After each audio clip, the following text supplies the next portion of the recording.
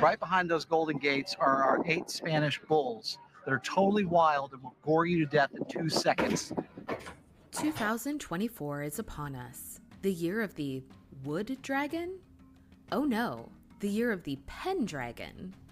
The upcoming Pendragon Cycle series premieres later this year, and their production diary videos have continued to share many exciting behind-the-scenes details as the anticipation for this adaptation from the Daily Wire grows more and more each day. So today, let's explore some of the amazing details shared throughout the production diaries and introduce ourselves to one of the many unique cultures presented in this series and some of their ancient traditions. Let's meet the Atlanteans. One of the most exciting parts of the Pendragon Cycle series is the portion of the story spent in the mystical lands of Atlantis. The book series by Stephen R. Lawhead explores Atlantis through the eyes of one of the main characters, Caris, who is a princess of Atlantis and survivor of the mythical destruction of her country. And if you are a mythology lover, seeing the fall of Atlantis come to life on screen seems nothing short of a daunting task with incredibly high expectations. However, the crew behind the Pendragon Cycle seem to be making real magic behind the scenes, and from what they are sharing with viewers, the attention to detail is on par with incredible productions like Lord of the Rings. The series creators are electing a far more rugged and authentic production despite the difficulties and accessibility over CGI and digitization, and that authenticity is something that audiences have truly craved over recent years. One of the most difficult scenes to recreate from the book to the show has to be from the Sun Bull chapter, where the religion of the Atlanteans is practiced as a ritual sport of bull dancing or bull leaping, which is similar to bullfighting, but here the animal is unharmed. The bull is a sacred animal to the Atlantean religion, but also holds symbolic significance representing strength, fertility, and sacrifice. And we should recognize the bull pit in Atlantis as a metaphorical death pit, a place where the dancers believe they sacrifice their lives to Bel, the sun god, by the means of their dance with these aggressive animals. Atlantis, in general, has a ton of sacrificial symbolism connected to it, as foreshadowing, of course, but also as a means to explore the progression and evolution of religion in this story, which reflects on real-world history. The capital city, for example, is called Poseidonis, which is another level of foreshadowing, as the Greek god Poseidon is also known as the Earth Shaker, and the cause of earthquakes and natural disasters, such as the destruction of Atlantis. So the death found in the bull pit is directly connected to the fall of Atlantis. Princess Caris' father is King Avallac'h, one of the 7 kings from Atlantis, who reigns over the kingdom of Saras prior to the fall. Caris, played by Rose Reed in the series, lives in Poseidonis for 9 years, learning the sacred bull dance and becoming somewhat of a celebrity of her craft. Bull dancing is a sacred sport overseen by a mage in service to Bel, and the Magi oversee all aspects of rule and magic in Atlantis. They serve at the side of kings, and magic and sacrifice are infused in every part of their daily lives. The mage in Saras is called Anubi, and he taught Caris how to use her own intuitive gifts at a young age, even allowing her to peer into the magical Leafail stone, which derives from Irish mythology and facilitates the sight of past, present, and future in this story. However, after a series of unfortunate events, Caris chose to leave home for the capital city to dedicate her life to the bull pit.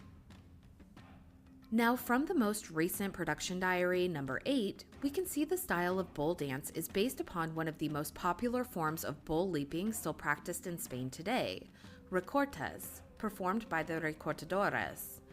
The men performing in the Pendragon Cycle have all practiced this sport, as well as bullfighting in Spain, and they are led by Luis Miguel Aranz Villarreal, who comes from a prestigious line of famous bullfighters, many of whom will perform in the series as the Atlantean bull dancers.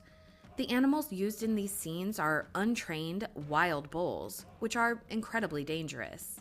The production was limited to around 20 minutes each with these aggressive animals before they started to recognize the behavior and tricks of the performers, at which time they must be switched out for the next bull.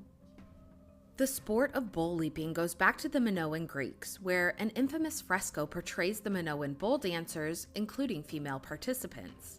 It is believed that this sport was actually pretty common, and considering many people coming from cattle farming cultures were pretty much just hanging out with their cows, it was probably something fun for the young people to do to pass the time.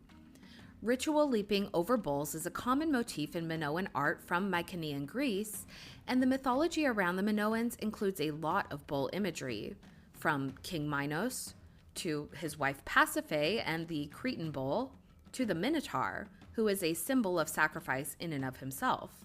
And Queen Pasiphae is the daughter of the Greek sun god Helios, who in some tales is the embodiment of the land, so it's all interwoven into this sacrificial sun bull imagery that is presented in the Pendragon cycle as part of the doomed Atlantean culture.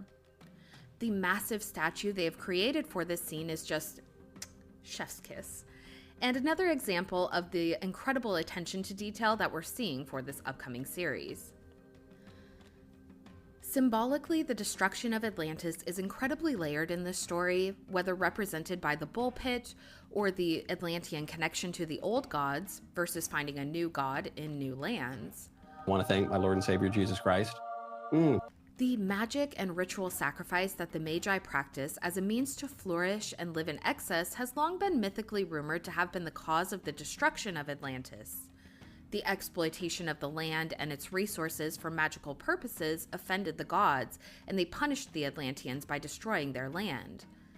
In this series, Atlantis is even described as being extremely hot, where people are forced to take shelter from the midday sun, which we might connect to the idea of climate change and a symbolic death of the land in that regard.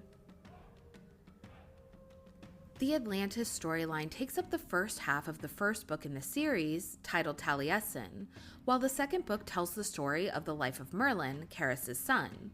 From what we are shown in the production diaries, Merlin, played by Tom Sharp, will play a big role in Season 1, so how much time will be spent in Atlantis is still unclear.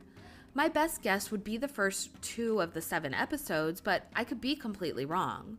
Of course, I would love to see some time spent there, exploring some of the mythical lands prior to its destruction, and it's a chance to create something that we really haven't seen come to life on screen.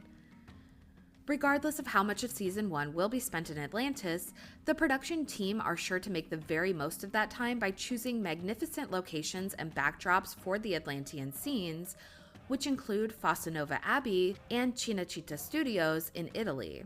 The illustrious white stone walls and elaborate gardens and feasts are sure to impress on screen, amidst amazing performances, stunts, and scenes, such as the bull dancers and the royal courts of the kings of a lost era, which lead to the inevitable destruction and doom of Atlantis. But those are just my thoughts, so let me know yours in the comments below, and be sure to like this video and subscribe to the channel for more content like this. I plan to cover the Pendragon cycle later this year when the series comes out, so let me know in the comments section if you want to see more videos like this leading up to the premiere. Thank you all so much for watching, and we'll see you in the next one.